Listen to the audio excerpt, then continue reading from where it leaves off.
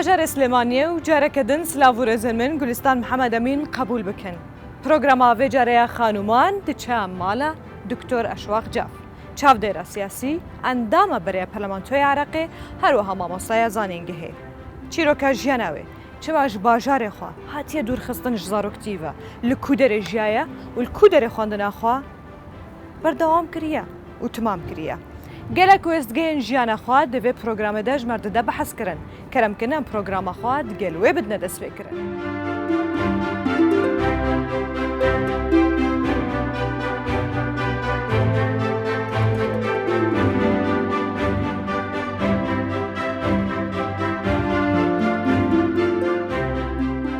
باشه کمین جمالا دکتر اشواق هم ددن دست بکرن چکی درباره زاروکتیاینا و هر وها جیان خوی بچوکانی الکودر در باز کریه درباره مالبات داینه و بینگها کو لسر هاتی آواگرن و حتی روزایی رو کو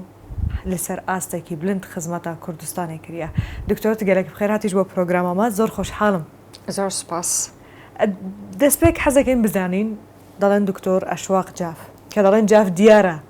لچ منطقه کانه بلام خود به تایبتی میکسی کی چندری لچوی گوره بوی لچوی لدایک بوی بله زور سپاس با جنابت و هر وهاش با بینرانی کی بیستشواری خوشویست به حقیقت من لشریک فری لدایک بوم سالی 1972 بلام به حکم اوی کلا خیزانی کی پیش مرگه بوین و خبات من کردوا بویا ترحیل کراوین با ناصرية دواترش بۆ من نەبوو بەگەڕینە بۆ هەرمی کوردستان بۆیە لە بەغدا خوێندنم تەواو کردووە و بڕوانەوەی ماجستێر و دکتۆراش هەر لە بەغدا بەدەستم هێنەوە کە کاتی سەدام ڕوخا ڕژیمی بەعەس ڕوخا گەڕاینەوە بۆ سلێمانی دوێ قۆناغێ دەوا کووت بەحەست کە تنوکارێ ڤەگەرێ وڵاتی خۆ و تەهاتیە ئاوارەکردن بۆ شارێکی عەرەبی ئەو ئەسیمیلاسیۆنە بهتر زێدەتر حتا کو ئەو کورد نفوسا خۆوندا بکەن لێبەرێ شتێک هەبوو باندۆر کاریگەری لە تۆی کردووە کە زۆر بەستراوی بە کوردستان و هەر لەو کاتەوە بڵێن کەسێکی چالاک بووی بەحقیقت وەکو ئاماژەم پێکرد ئێمە هەموو عائیلەکەمان چی لە بەرەی دایک و باوک هەمویان پێشمەرگە بوون بەڕاستی و هەمومان دەزانین کە ناوچەی گەرمەسێریش هەر مەشهورە بە ئەوەی کە خەباتی کردووە وەکو ناوچەکانی تری کوردستان و شەهیدی داوە و ئەمفالیش کراوە بۆیە ئەوانە ئەو چیرۆکانە هەمووی تەسیری پێکردوین و بە تایبەتی باوکم و دایکم بە حقیقت یعنی باوکم بە بەردەوامی یعنی ئەوە وەکو خواردن بە ئێمەی دەدا کە کوردستان پێشمەرگە وای لێ کردوین کە پێشمەرگە شتێکی پیرۆزە خەباتی پێشمەرگە شتێکی پیرۆزە دایکمشم بە هەمان شێوەیە ڕاستە طبعا من دائما لە هەموو چاوپێکەوتنەکان دەڵێم ڕۆڵی ئافرەت کەمتر نییە لە ڕۆڵی پیاو لە مەسلەی خەباتی قۆناغی چەکداری بۆ چونکە پیاو چەکی هەڵەگرت ئافرەت مناڵی پەروەردە دەکرد لەسەر چی لەسەر بەهێزکردنی هستی نیشتیمانی و هەروەهاش لەسەر ئەوەی کە نیشتیمانی خۆیان خۆشەوێ و هەروەهاش پەروەردەی دەکردین لەسەر ئەوەی قەناعەت دەبێت قەناعەتمان هەبێت چونکە خۆتەزانین پێشمەرگە ئەو کاتە یعنی خەباتی دەکرد ئەوەیشی هەبوو خۆشی دەیدا بۆ ئەوەی کە قۆناغی خەباتی چەکداری سەرکەوتوو ببێت بۆیە قەناعەت بە هەموو شتێک بکرێت واروەهاش پەرێبێدان بە خوێندن چونکە دەیوت دەبێت ئێوە خزمەت بە کوردستان بە بڕوانەمەی خۆتان باوکتان بە چەک ئێوە بە بڕوانەمەی خۆتان دەبێت خزمەت بە کوردستان بە تەکید بۆیە ئێمە لەخوا بە زیابێت یعنی من ئەڵێم نەکوتن هەدایکم خێزانی پێشمەرگە هەمووی وابوو بۆیە دەیبینی ئیستەمناڵی پێشمەرگەش پێشمەرگەیە ڕاستە لەوانەیە لە شاخ نەبن بەڵام لە بواری خۆیان پێشمەرگن هەست دەکەیت خزمەتی کوردستان بە هەموو دڵ و گیانی خۆیان ڕۆژێک ئامادە نین کەم تەرخەمی بکەن لە ئیش و کارەکانی خۆیان بۆیە ئەمە ئازایەتی کێیە ئازایەتی ئەو باوکە پێشمەرگانە و ئەم دایکە پێشمەرگانە باشە تا خوێندنەخوا هەر لە بەغدایە تەواو کرد تەبداوی کرد و تا قۆناغ پای قۆناغی حتا کودکهای دکتۆرایەژی دە بوارێ کلینیکال فارماسیە چاوایە ئەف پیشەشتەرە والله من بأمانة ئەڵێم حەزم لە فارمەسی نەبوو، یعنی حەزم لە دەرمانسازی نەبوو، حەزم لە هەندەسە بوو، بەڵام دایکم ئاواتی بوو کە هەمومان دکتۆر بین. يعني مالبات هەموو دکتۆرن. یعنی ئەو ئاواتی هەبوو، ئەوەی کە لە بواری دکتۆریش نەبوو حەزەکات دکتۆرا بەدەست بێنێت. ناڵێم ئەو ئیمانەی باوەری بەوەی هەیە کە دەبێت تۆ خزمەت بە کوردستان بە بڕوانامەی خۆت و لە بواری خۆت خزمەت بکەیت و دائیمەن ئەیوت دەبێت بە ئەمانەتەوە و بەو وشەی پێ ئێمە دەوت گوناحم لە ملتانە ئەگەر بە ئەمین نەبن لە کارەکانتان دەبێت خوا لێتان ڕازی بێت. یعنی بۆیە ئەڵێم خێزانی پێشمەرگە بەو شێوەیە فێری منداڵەکان دەکات، دەبێت تۆ ئەمین بیت لەگەڵ خوا، دەبێت ڕازگۆ بیت و لەگەڵ ملت. یعنی ئەو شتانت یعنی شتێکی يعني زۆر گرنگە مەبدەئە. ئێستا من لەگەڵ کوڕەکەم ئەوە فێریەکەم بەڕاستی، چونکە ڕازگۆیی زۆر مهمە. و طبعا زۆر باج ئەدەیت، بەڵام المهم لەگەڵ خوا ڕازگۆ بیت و لەگەڵ ملت. ئیتر چی ئەبێت کەس يعني قرصە لەم کاتە قرصە، بەڵام دەبێت بەردەوام بیت چونکە هەر ئەوە باشە. ئیتر ئەگەر دکتۆرش نەبیت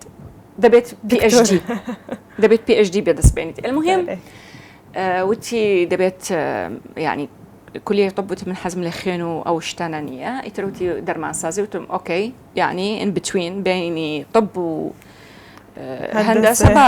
صيدلة بيضلي أو بيت حزمنا كدلي بشكينم بلامش سيهم درتشم لسر أستي همو عراقة لبكالوريوس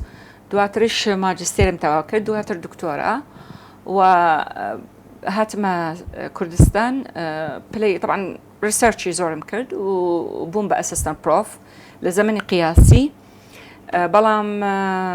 كتشوما برلمان وكانديد بوم براستي من طبعا أسستان بروف بيش أوي بتشوما برلمان بلام بحكمي أوي كمان هر إيشيك زور يعني بدل صوزي كاردكم دوا كوتم لأنجام داني ريسيرش چونك تو يك إيشكيت نابت دو بۆ ئەوەی بەدڵسۆزی مافی ئەو ئیشە بدەیت و ئەو خەڵکە بدەیت دەبێت هەموو کاتەکە بۆ ئەو ئیشە. بۆیە دوای تەواوکردنی دوو خۆل دووبارە دەسم کرد بە ئەنجامدانی ریسەرچ و ئێستاش معاملەکەم پێشکەشی زانکۆم کردووە بۆ بەرزکردنەوە پلەی زانستی بۆ پرۆفیسۆری. گەلێک باشە. بجەتمی ئەشواخان ئەنکو دکتۆر ئەشواق وەختا دەردکات سەر کەناڵێن عەرەبی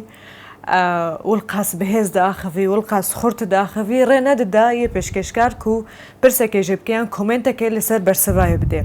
یەکسەر بەرسڤا خۆ دەدا و حازر بوو. بێ جارێ بەرەو ڤاجی هەموو جارێندن دکتۆر ئەشواق برێلاکسی و قاوەیەکی بدەستەی خۆشمەڕە چێکێ ئەمێ ئەخافتنن خۆ بەردەوام بکەین.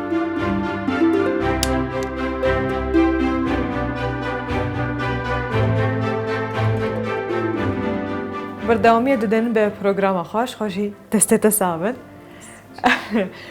کارکتەرێک گەلێک بەهێز لە بەغدایە لەسەر ئەکرانên تەلەڤیزیۆنان دناو پرۆگراماندا ڕوبڕووی وان کەسان دەبێت بە زمانێەوە دەچاوە خۆ ئاوا کرد هێزاتش کو دەرێتێ. بەڕاستی یەکەم شت لە باوەڕبوون بە خۆت بە توانای خۆت ئەوە یەک دووش پاک بیت ڕێزم هەیە ئافوشم کە بۆ ئەو شەیان گەندەڵ نەبیت بۆ ئەوەی کەس نەتوانێت کارتەکە بەکاربێنێت دژ بە تۆ باوەڕبوونت بە پەیامی خۆت کە بۆچی دەچیت تۆ بۆ بەغدا بۆچی دەچیت بۆ بەدەستهێنانی مافە بۆیە بە شێوەیەکی دەستوری بەرگری لە مافی ملەتی خۆم کردووە بەڵام لە هەمان کاتش بە هیچ شێوەیەک قوبوڵم نەکردووە هیچ کەسێک بێرێزی بکات بەرامبەر هەر سەرکردەیەکی کورد پێشمەرگە مافی کوردستان چونکە ئێمە نوێنەری ئەو ملەتین دەستور ئەو مافەیاوە خوێنی شەهیدانی ئێمە ئەو کورسیانەی کە لە بەغدا و ئەو پۆستان لە بەغدا بەدەستهێنەوە ئەم ئازادیە لە کوردستانە بۆیە هیچ کەسێک بۆی نییە سوکایەتی بکات بە مافی کوردستان بە پێشمەرگە بە سەرکردەی کوردستان بە هەر کەسێک لە کوردستانە. دکتۆر لە کامە قۆناغدا گەشتی بەو بڕوایە ئەنکو باوەریە کە ئیتر تێکەڵی سیاسەت دەبێ و تێکەڵی ناو پەیوەندی بەڕێزەکانی پارتی دیموکراتی کوردستان دەکەیت. وەکو ئەماژەم پێکرد ئێمە لە مناڵی بە چاوی خۆمانمان دەبینی ینی چی پێشمەرگەکانی ناوشەخ طبعا لە عائیلە وچی لە ڕێخستنی نهێنی و زۆر شت دەکرا طبعا ئێمە وەکو مناڵ یان بن بەش بەحەڵم دەمبینی یعنی چۆن ئیشیان دەکرد بەڵام خۆ دەزانی لە بەغدا نابێت یعنی مناڵ بیزانێت چونکە ترس لە مناڵ بوو چونکە لەوانەیە بچێتە دەرەوە باسی کرد بەڵام من یعنی دەمزانی و قسەشم نەئەکرد بەڵام ئاگام لێ بوو چی دەکرا و چی نەکرا کە گەورەش بووم لە زانکۆش طبعا چالێکیمان هەبوو ڕاستە لەوانەیە بە شێوەیەکی منۆزەم نییە و ئاشکرانێ چکە بۆمان نەبوو بەڕاستی بەڵام هەمان بوو و دوای ڕوخاندنی سەدام لە لقی 5 ینی کارمان دەکرد دوای گەڕانمەوە بۆ کوردستان لە لقی 4 لە ناوچەی زانکۆ ئەندامی ناوچەی زانکۆ سلێمانی بووم و لەسەر ینی داواکاری هەواڵانی خۆمان داوایان کرد کە کاندید ببم بۆ پەرلەمانی عێراق و قۆناغەکانی تر ئەوەی کە جەنابتان دەیزانن. گەلای باشە. وێجێ ئەژمەر بەحسا ڕەوشا بەغدای بکە وەختات لێ دەرێوەک خانمەک وەک ئەندام پەرلەمانێک وەک کوردێک. لێ دەرێ ون گەلێک ڕوبڕۆی هەفدو بوون گەلێک بەحس و ئاخافتن هاتنەکردن لێ دووەکتە گوتی تمی ژوویە یاساییڤە دەڕیا خۆت دیت. زێدەتر چ شتێک دگوتن تە چاوە ڕوبڕووی وان ببووی؟ بە حەقەت ئێمە خاوەن مافین. مافەکانمان لە دەستور چەسپاوە بەڵام بەدەستمان نەهێناوە بۆ چونکە لە وڵاتێکین ئەو دەستورە جێبەجێ نەکراوە تەنها دوو بەرگەی جێبەجێکراوە تشکیلکردنی حکوومەت و پەرلەمان. بەرگریکردن لە ماف لە ڕێگەی پەندە دەستوریەکان چونکە کورد وەکو کورد ئێمە هیچمان ناوێت لە دەستور زیاتر ینی ئەوەی کە لە دەستور هاتووە هیچ زیاترمان ناوێت و بە کەمتریش قبوڵی ناکەین بۆیە هەموو ئەو مناقەشانە کە جەنابەت ئەتبینی بەکارهێنانی بەڵگەی یاسایی و بەندی یاساییم بەکارهێنە بەڕاستی لە هەموو مناقەشەکان من دەڵێم تۆ پێشلکاری ئەم بەندە دەستوریەت کردووە وەڵامێکی دەستوریم دەوێت پێویست ناکات بەو وشانەی کە لە دەرەوەی یاسا بۆیە کە جەنابەت دەڵێ ڕوبەرو بەڵێ دوای ئەوە کە ئەیبینم ئەوان بە زمانی دەستوری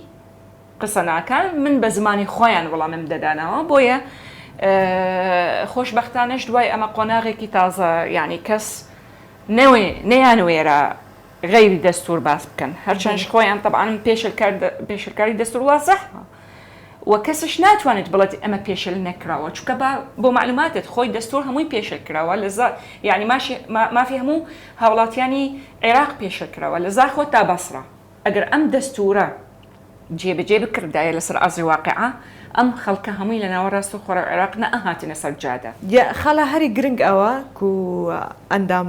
پەرلەمانێن عێراقیین کورد تەباهیاوانە عەرەبیەکە گەلک باش داخبن ئادیکار بوو ژوەرە و نەرینەوان چ بوو دەوان کۆندرابوون دناو هۆڵەکێدا کوردن لەبەر لە بزمانەوە ئاخبن دناوە هۆڵە پەرلەمانێدا بەڕاستی یعنی عاملێکی زۆر ئیجابی بوو و یعنی زۆربەی کاتکە ئێمە دائنیشتین کە تۆ لە زمانەکە تێ ئەگەیت بۆیە یەک وشە یەک حرف لێت تێ ناپەڕێت و بە بەردەوامی ئێمە بڕاستی لە سەرەتای دانیشتن دانیشتم تا ئەخیر یەک حرف دژ بە کورد و کوردستان دەوترا ڕێک نقطة نظام و بە قانون یعنی ئەگەر لە دەستورش ملاحەزە دەکەیت گیریان خواردوو بوو بە یەک وشە معن لە سێ پیتێت معن یعنی تا ئێستا هەوڵی ئەوە دەدەن کە ئەم دەستورە هەموار بکرێت بۆ ئەم وشەیە کە لە سێ پیت پێک دێت کە معن بۆ چونکە تۆ لە مادەی 112 کە دەڵێت الحكومة الاتحادية والأقاليم معا كواتا حكومة اتحادي بتنها ناتوانيت بهذا أو ملفة إدارة كات دبيت معا بويا دەڵێم زانینی زمانی عربی و بە پێرفەکتی زۆر هاوکاری کاری پەرلەمانتاری دەبێت بەڕاستی یعنی ئێستا هەندێک لە یاساکان کە من اعتراضم لەسەر دەگرت ئەیانوت بۆچی اعتراض ئەموت ئەم وشەیە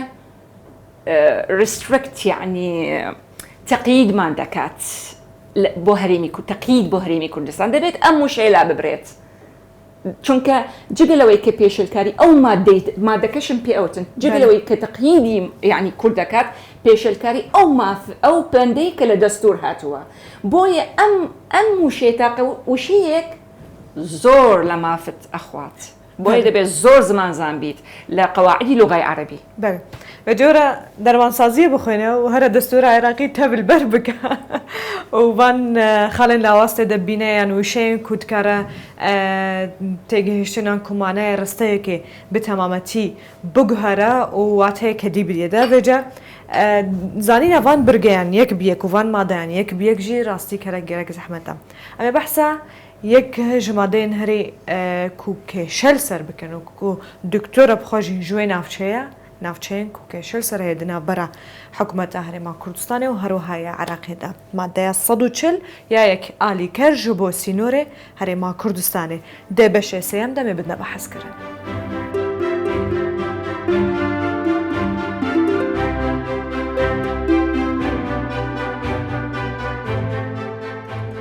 Jixwe wek ku me ameje pêdayî madeya 140 madeyeke destûrî yasayî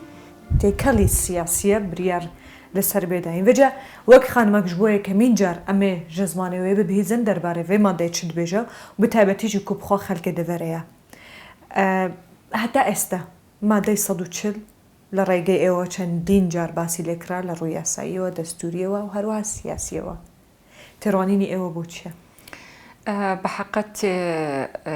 ئەو هێزانە کە دوای 2023 هاتوون هەمویان ڕێکەوتون لەسەر ئەوەیە کە ئەو تەغییری دیموغرافی لەسەر دەستی ڕێژیمی بەعز دەبێت لا ببرێت و یەکێک لەو تەغییرانە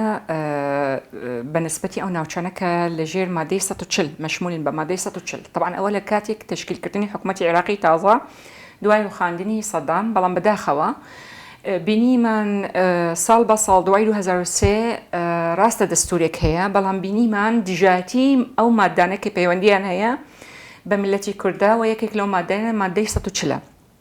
بۆیە هەندێک لە شۆڤینەکان پرۆپاگەندای ئەویان دەکرد کە ئەو مادە مردووە هەرچەند ئێمە وەکو کورد داوامان کرد لە محکمەی ئیتیحادی کە ڕێئی خۆی بدات چونکە هەمومان دەزانین ڕێئی محکمەی ئیتیحادی مولزیمە و بریاری محکمەی ئیتیحادی کە مادەکانی دەستور زیندووە و بە هیچ شێوەیەک نامرێت بۆیە ئەو مادانە زیندوون بەڵام بینیمان ئێمە لە قۆناغی یەکەم پێویستمان طبعا مادەی 140 جەنابەت دەزانی سێ قۆناغەکەم قۆناغە تەطبیع پێویستی بە بوجەیە کە ئێمەی کورد کە هەوڵی ئەمەوان دەدا بوجە بۆ مادەی 140 بەداخەوە هەندێک لایانی کوردیش تۆمەتباری ئێمەیان دەکردیان وت ئەمانە تەنها بۆ پارەیە مادەی 140 لەبیر چووە لە حقیقەتە خۆی ئەساسەن تۆ پێویستت بە بوجەی مادەی 140 بۆیە ئێمە هەوڵی ئەوماندا کە بوجەی مادەی 140 زیاد ببێتەوە بۆ ئەوەی ئەم قۆناغە یەکەمی تەطبیع تەواو ببێت بچینە قۆناغی دووهەم ئەوەی کە ئێمە بۆ ئەوەی کە تەواو ببێت و بچینە قۆناغی سێ هەموو خەڵک ڕێی خۆی بدات ئایا چی هەڵەبژێرێت ناسنامەی ئەسڵی خۆی بەدەست بێنێت یان بمێنێت وەکو خۆی وەکو ئەوەی کە تەغییری دیموغرافی المهم ئەم قۆناغە دەستیان کرد بەرێگریکردن لە زیادکردنی بودجەی مادەی 140 دواترش دەستیان کرد بە کردنەوەی نووسینگە لە ناوەڕاست و خۆراوی عێراق بۆ ئەوەی بودجەی مادەی 140 بۆ ئەو ناوچانەکە لە کوردستان کەم ببێتەوە و سێهەم قۆناغ دەستیان پێکرد کە لیژنەی مادەی 140 کە لە پەرلەمان تشکیل دەکرێت لە هەموو خۆل دەستیان پێکرد بە دژایەتی تشکیلکردنی ئەم لیژنەیە کەواتە بە سێ قۆناغ شەڕی مادەی 140 دەکرا لە نەهێشتنی بودجە دواتر لە مەسەلەی یعنی تشکیلکردنی ئەو لیژنەیەوە بینیمان لە ئەخیرش بە ئاشکرا شانازی بەوەیان دەکرد کە ئەوان ڕێگرن بەرامبەر جێبەجێکردنی مادەی 140 لە کاتێکە مادەی دەستوریە هەر کەسێک دژایەتی دەستور بکات کەواتە دەبێت ئەو متمانەی کە بە پێی دەستور پێدراوە لێ بسەنرێتەوە دروستە خەلکێ وان ناوچەیەن و کێشەل سەر هەنە و حتا ڕۆژایی ڕۆژی مەسیرەوە پاشە ڕۆژاوە نەهاتیە دیاریکردن ڕۆژە خەلکێ بریاتەوە لە ڕێگەی تۆوە چۆن دەبینی بە حقت ئەو ناوچانە حکوومەتی عێراق بە حکمی ئەوەی کە مەشمولە بە مادەی 140 و باش دەزانن ئەگەل قۆناغی سێهەم کەراپەرسیە چونکە تۆ تطبیع إحصاء ومن ثم استفتاء كواتە سێ قۆناغە کێ ڕێی ئەدات خەڵکی ئەو ناوچانە ڕێی خۆی دەدەن و مەسیری چارەنووسی خۆیان هەڵەبژێرن بۆیە حکوومەتی عێراق تەکید دەکات ئەم خەڵکانە یعنی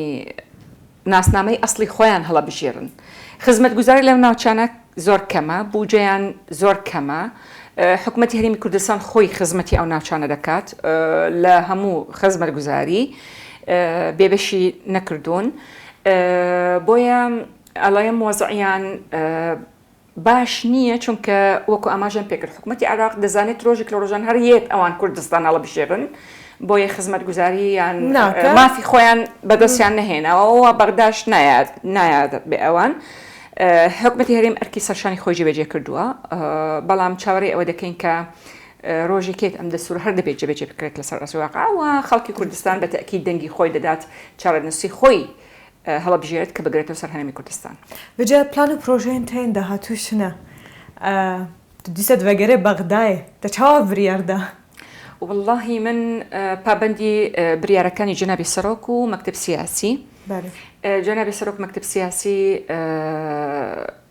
طبعا بریاریان داوە کە لەم خولە بەشداری هەڵبژاردنەکان بکەم کاندید بم هیوادارم لە ئاستی متمانەی جەنابی سەرۆک و مەکتب سیاسی و کادرانی ئێمە و لاینگرانی ئێمە و خەڵکی کوردستان بم و پرۆژەکانی من لە بەغدا پێم وایە خەڵکی کوردستان منی تاقی کردوتەوە لە ماوەی 8 ساڵە بە تەئکید هەرچی پەیوەندی هەیە بە مافی ملەتی کورد بە مافی کوردستان بە مافی پێشمەرگە بە تەئکید دەبێت لە ئەجندەی ئەشواق جاف ئەبێت لە داهاتوو چۆن لە ڕابردوو بەرگریم کردووە لە مافەکانیان بە تەئکید لە داهاتووش بە هەمان شێوەیە بەڵکو زیاتر ئەگەر خوا نووسی و متمانەی خەڵکی کوردستانم بەدەستهێنا کاندیدم لە بازنەی سێ طبعاً بازنەی سێش هەڵەبجەی شەهیدە هەڵەبجەی تازایە زەڕایانی سەیسایق و پێنجوێنە بە هەموو ناحیە و قەزاکان شەوەی کە سەر بە بازنەی سێیە ئەگەر متمانەیان بە مندا بە تەئکید منش بەڵێنی ئەوە دەدەم کە چۆن لە ڕەبردوو نوێنەری ئەوان بووم لە داهاتووش بە تەئکید ئەوەی باشە و ئەوەی پەیوەندی هەیە بە مافەکانی ملەتی کورد بەدەست بێنین ئینشاءڵڵا و بەرگریشی لێکن و هەوڵی بێدەستهێنانی بەبێ فەرق و جیاوازی. دکتۆر زۆر سپاست دەکەم بە هیوای سەرکەوتن بۆ چونەوەی بەغدا 4 ساڵی تر لەوەی بەڕێدەکی تر خوا دەزانێت بۆ خولێکی تر لەوەی دەبیاننا بەڵام هەمیشە جێگەی شانازی بوو ئێمە و نمونەیەک لەبەر چاومان بووی کە لەسەر کەناڵەکان یانیش لەسەر سۆشیال میدیا دەبینین چۆن بەبێ ترس و بۆ ئێرانە بەرگری لە مافی ملەتی کورد دەکەی بەبێ جیاوازی ڕاو نەرین و بۆچوون و حزبایەتی تەنها بۆ کوردستان زۆر سپاس بۆ جەنابتان بڤیاوەیم گەهانە داویە پرۆگرامە خۆیان بێجارەژی حتا جارەکەتن گەل خانمەکەدن و ئەزمونەکەدن مێ بدنە بەحەزکردن بمێنن تنەوە خێر و خۆشێتە و بخاترێەوە.